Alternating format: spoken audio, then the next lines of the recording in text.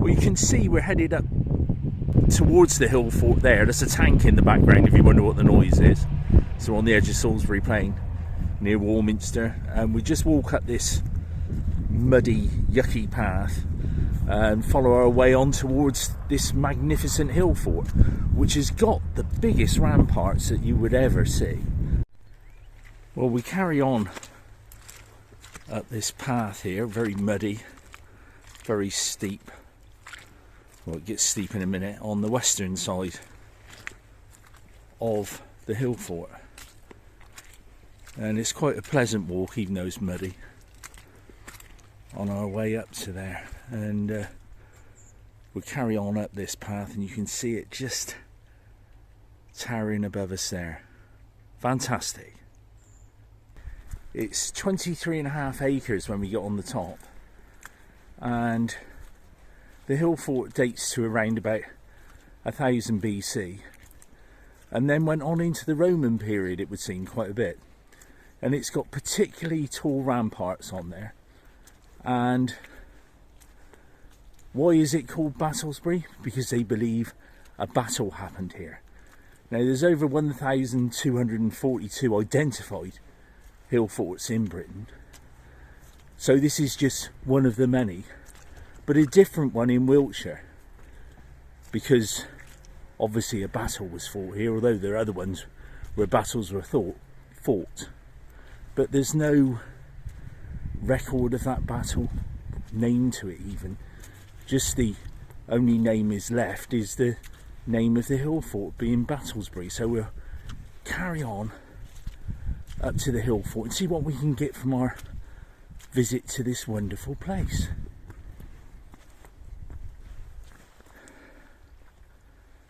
And as we get higher, the path is starting to open out now, and it's quite nice because you can just got the bank on one side and start to see the views over the Warminster Army camp and on down. So it's still kept its battle heritage, really. So the heritage of the battle, and now still we have our brave boys in the forces all based up here. So we'll carry on at the path until we get to the top, and hopefully you'll all agree it's a wonderful place, and I'll put out some reasons why. It's starting to rain again, but you also get a different feeling when you're walking in these areas, these places. It's just a bit emotional, really, and it puts you in place with our ancestors, or that's what I like to think.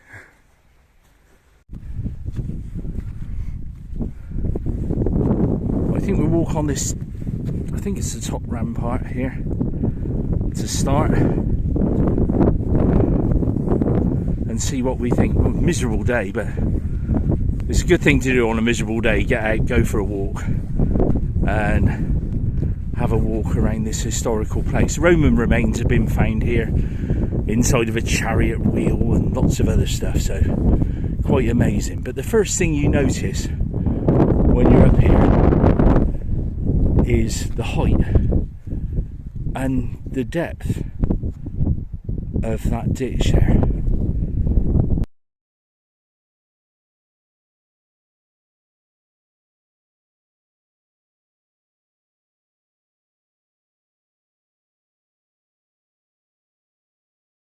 Further, and then looking the other way, that's towards the centre, but we'll do the full perimeter anyway. Great fun. On the inner rampart here you see a shower tray that's used for animals to get water from. So this is the sort of like the final inner ditch here, which isn't as steep as the outer ditch is. And you think to yourself, well, how did they get water? And the answer is, in most cases they got runoff water and obtained that.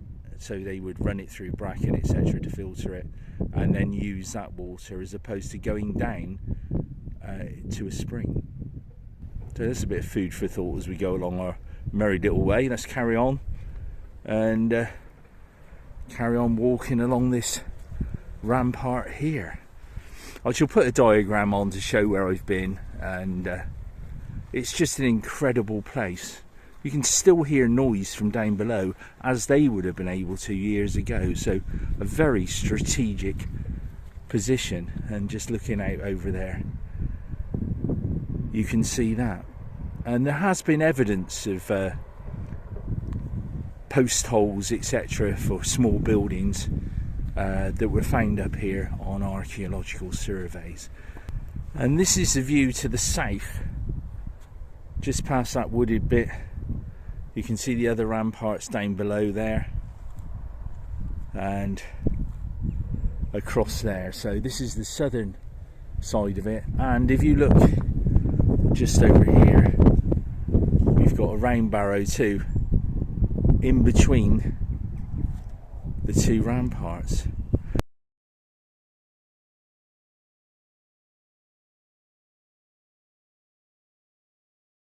And at this point we get a better view of the round barrow on top of Middle Hill there, and just to one side we can see the medieval or Saxon strip lynchets. So obviously then it falls into Salisbury Plain thereafter. Gosh, that wind's getting up now. We're now down in one of the ramparts, the middle one. We're out of the wind, and it's a nature reserve really. It holds on to all the nature in the area. But incredible to think I wouldn't have wanted to have scaled any of these looking at them bits at all. So you can understand why it was so well defended, and a great place to visit. Remember, they were towns in the sky that occasionally battled. They weren't always battling. Everybody thinks they were all warring places. This one might have been more of a warring place when the Romans actually came in to Britain, or it might have just been a safeguard away from them for a while till they were convinced otherwise. I'd like to know your thoughts on that, but we'll carry on and see what else we can find in this wonderful place. So looking at it, I don't think you would have tried to scale one of these ramparts ditches at all. When they were sheer-sided, you would have stood no chance. So you would have had to gone in by the gate, I'm sure. Well, this is the southeastern gate here, with a military marker on the top there that you can see, and it's more gradual, the actual terrain here going down to Salisbury Plain. So this probably would have been the most frequently used of the gates into here, but an amazing place.